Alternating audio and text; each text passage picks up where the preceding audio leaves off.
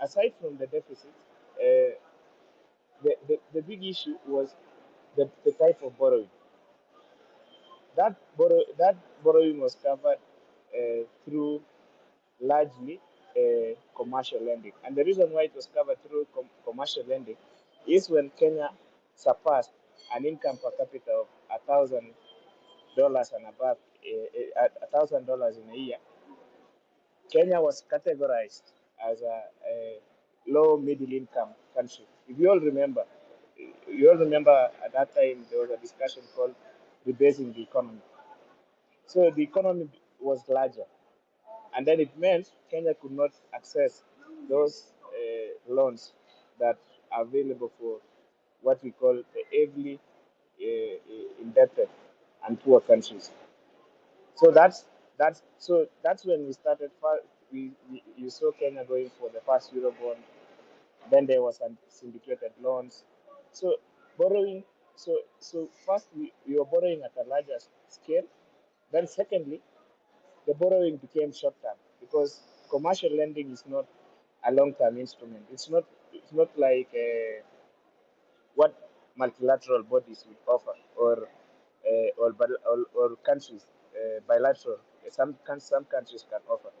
So on a normal basis, an instrument like the Eurobond would be 3-4% above the labor rate, and the labor rate at that time was around 3.75. So you are speaking about in the range of 8%. While on the other hand, an instrument like from the IMF is 1% with a grace period of between 7 to 10 years, and then you are paying it over the 30 years. So debt became larger, and then secondly, debt became short-term and more expensive. Why is it? Why is it a problem? That is a problem because uh, the primary, you intend to pay that debt from revenues, and economic growth that is not that faster. It's not that faster compared to it does not a country's economic growth is not something that you can maintain between 7 to 10% for a long time to be able to recoup that, and that became a problem. Now that's the context. Then you all remember what happened during the Jubilee administration and consequently the Kenya Kwanza budgets expanded at a faster pace, and these budgets largely were going into projects, and these projects, uh, most of them by political actors, were done by political actors. So that appetite to to keep up the debt, that appetite is something that grew at a faster rate during that administration. Now that's the context. The second part that we need to understand before we start to speak about the other things is in that you all remember if the previous the Kibaki administration 2003 to 2013, the the the fiscal expansion, the focus more was on how private sector can be expanded. And the reason why the focus by Kibaki at that time, him being an economist, a trained economist, was if you are able to expand private sector, you are able to raise these revenues, you're able to raise jobs, you're able to bring all these other things to sustainable levels, and that allows you the economy to grow at a faster pace and keep it smaller. And Kibaki approached the sustainability of public finances in different ways. One of them was first you have to privatize. So under private because the rationale is very simple. You cannot keep employees. You cannot run Leo, projects. kindly, could you raise your voice a little bit because you're struggling to hear you? Kindly. Okay, sorry. So the rationale by President Kibaki was very simple. that you cannot keep parastatals that you cannot which you can't pay for.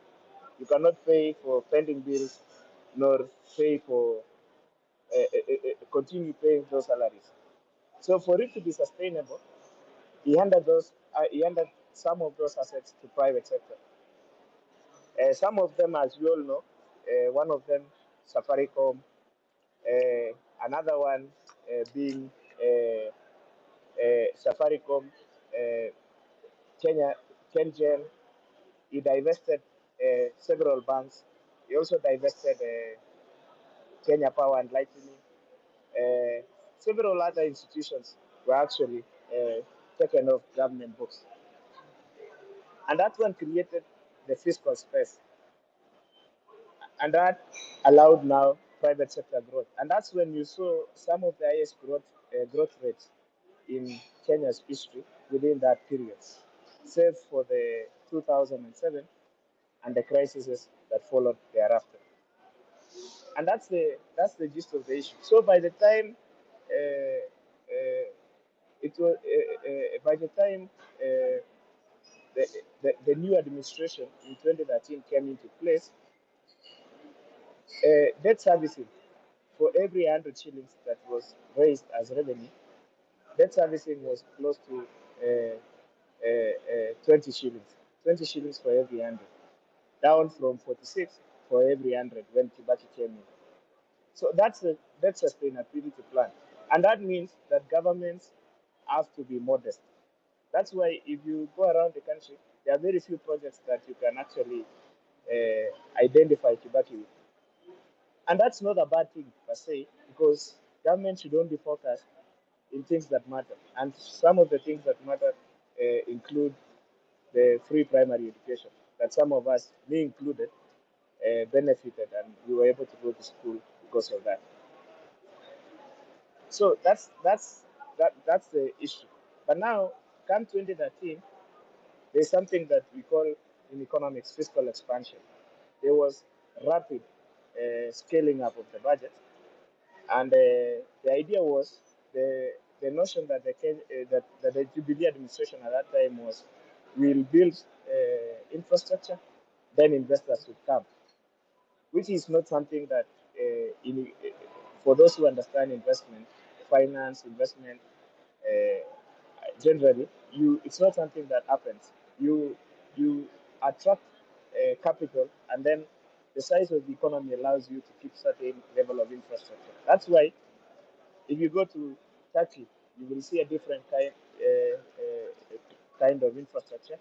You go to the UK, to the US, and if you see Kenya, so it's a level of the infrastructure moves with the level, with the size of the economy. It advances as you go up. Leo, Uh-huh. Leo, kindly, I'm getting so many DMs saying they cannot hear you. Okay, let me 1 minute. Now, I'm just using my speaker. I don't know why that keeps happening. Now it's better, you see? Now it's better. Yes. Now it's better. Now, in so as I was saying that as the Jubilee administration came in, the budgets were scaled up in a faster pace, and the focus was that if infrastructure projects would be built, those infrastructure projects would then lead to investments. But it's not that way. It's the reverse.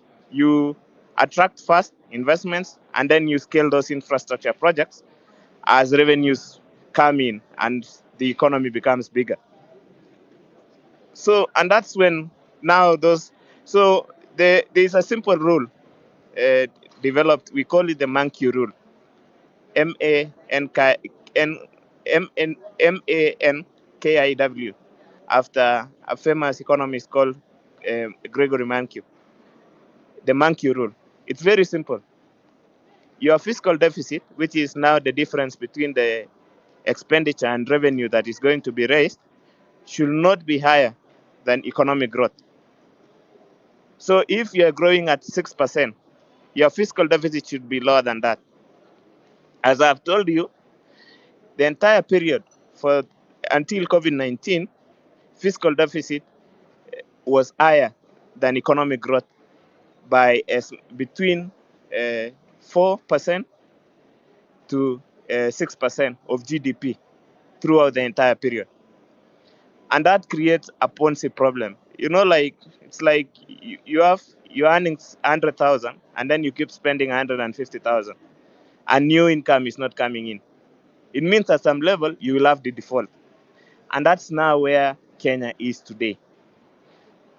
Now the problem, when I tweeted that thread that I did yesterday, that you can see that Kimuzi has provided, you can easily see that there was a problem in the manner in which that borrowing was being done. So I can refer, because I know there are many other people in this platform, and because as economists we like evidence and data, and we are relying on the report of the Auditor General dated September 2022 on the utilization of commercial loans in Kenya between 1st July 2010 to 31st December 2021. That report is available online on the Office of the Auditor General.go.ke, and you can check it.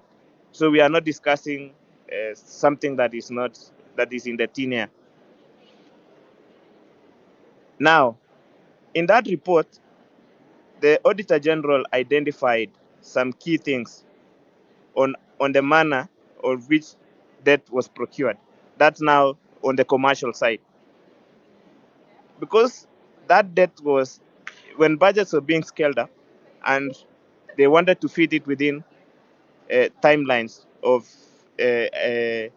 within the financial year. Some of those loans were not procured actually in line with the public finance management regulations, and some of the or the medium term debt strategy. And because that borrowing process, there's a comprehensive process of how borrowing process is done. And part of the challenge that you see with that borrowing process is that, first, it requires that before Parliament approves any borrowing, that all those projects have been all those projects have been the feasibility study has been undertaken. And then secondly, it requires that they should be public participation. Third, it requires that also all those projects that you borrow for, there must be project approvals. Fourth, part of the in just like any other loan procurement process, even when you go to the bank and speak to your credit officer, there is always a negotiation. So there should be evidence of loan negotiation.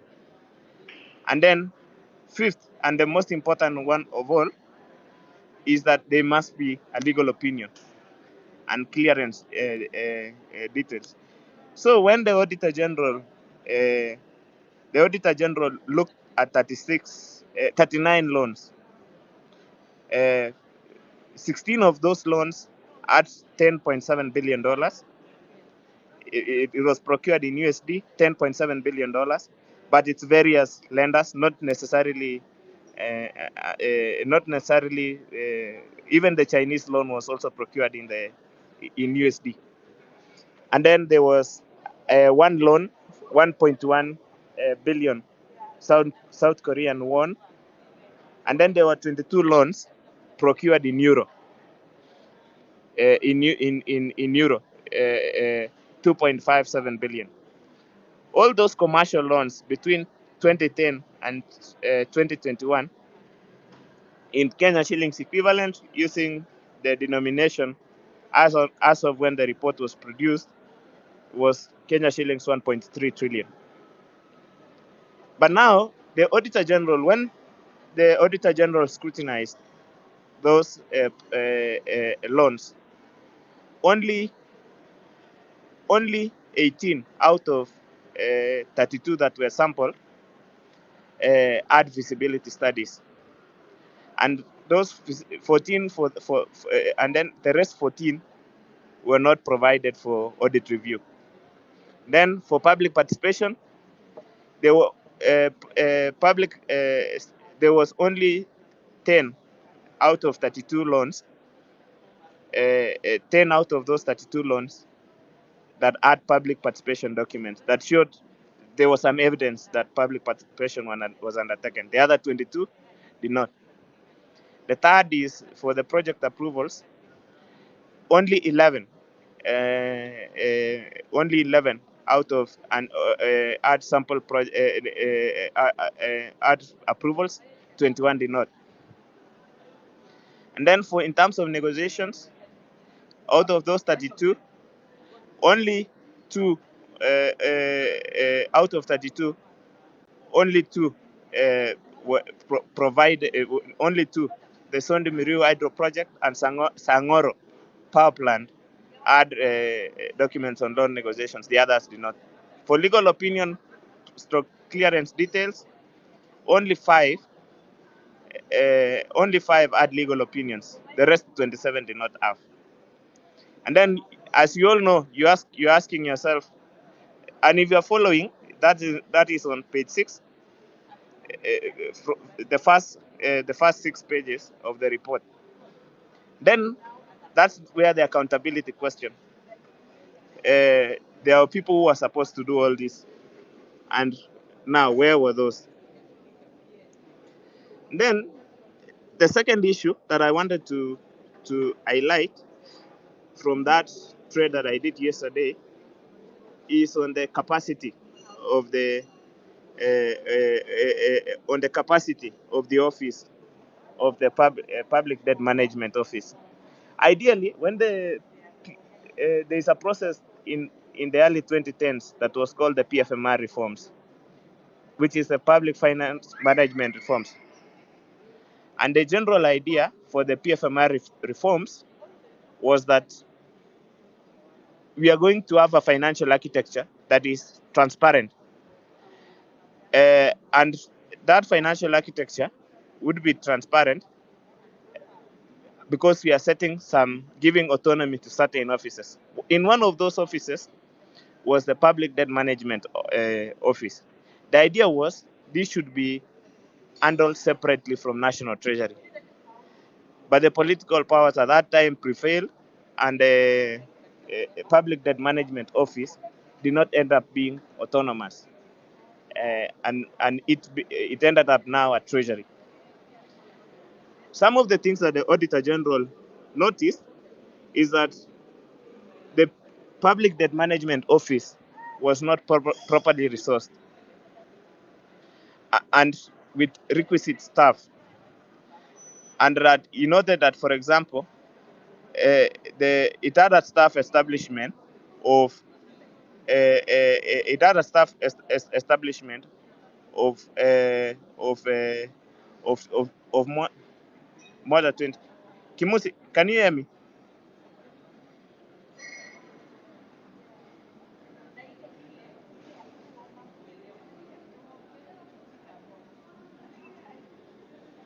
So it had a staff establishment of 40, but it only ended up having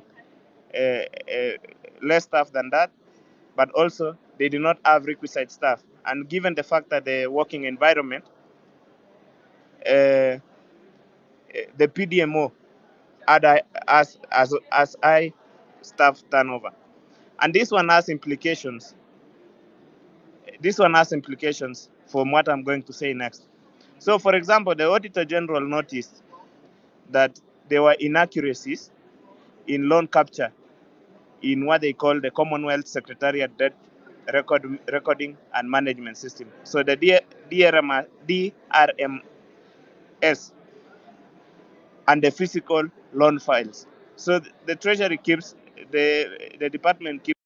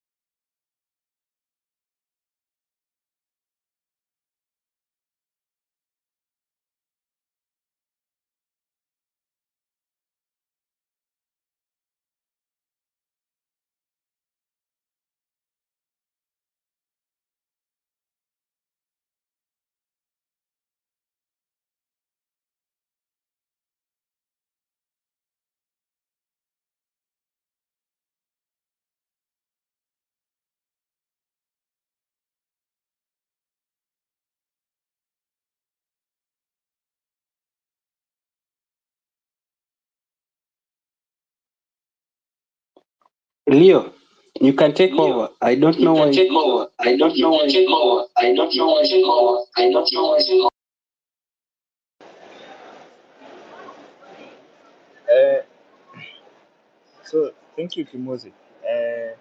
I don't know why it keeps dropping on and off.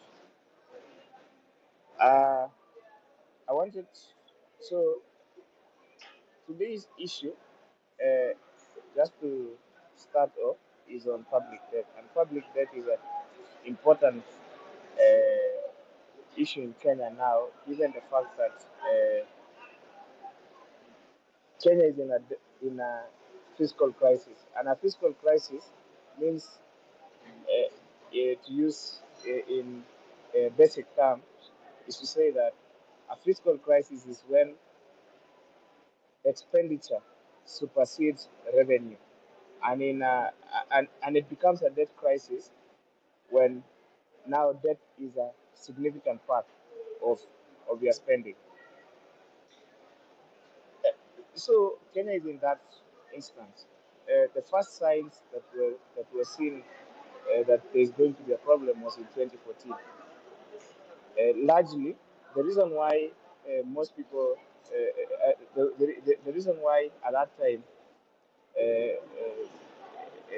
persons that include and institutions like the Institute of Economic Affairs started seeing that as a problem is when the fiscal deficits uh, were in the range of between 9 to 11%.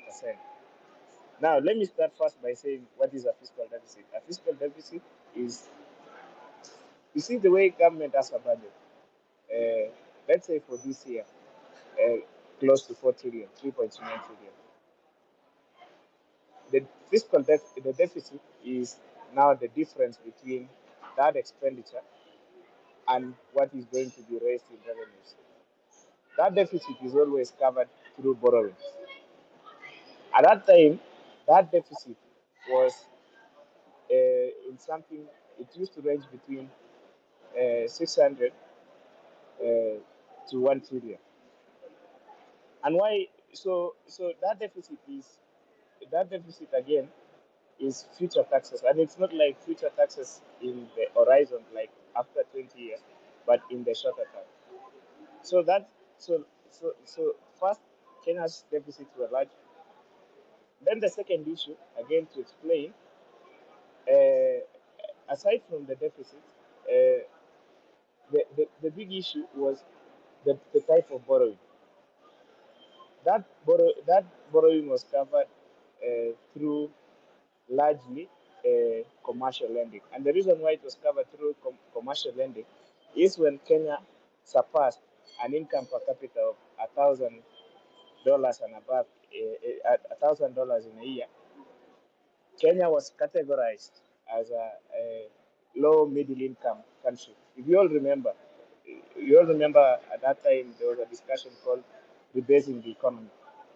So the economy was larger, and then it meant Kenya could not access those loans that are available for what we call the heavily indebted and poor countries. So that's when we started. You saw Kenya going for the first Eurobond. Then there was some syndicated loans. So borrowing. So first we were borrowing at a larger scale. Then secondly, the borrowing became short term because commercial lending is not a long term instrument. It's not like what multilateral bodies would offer, or countries bilateral. Some countries can offer. So on a normal basis, an instrument like the Eurobond would be 3-4% above the LIBOR rate, and the LIBOR rate at that time was around 3.75. So you are speaking about in the range of 8%.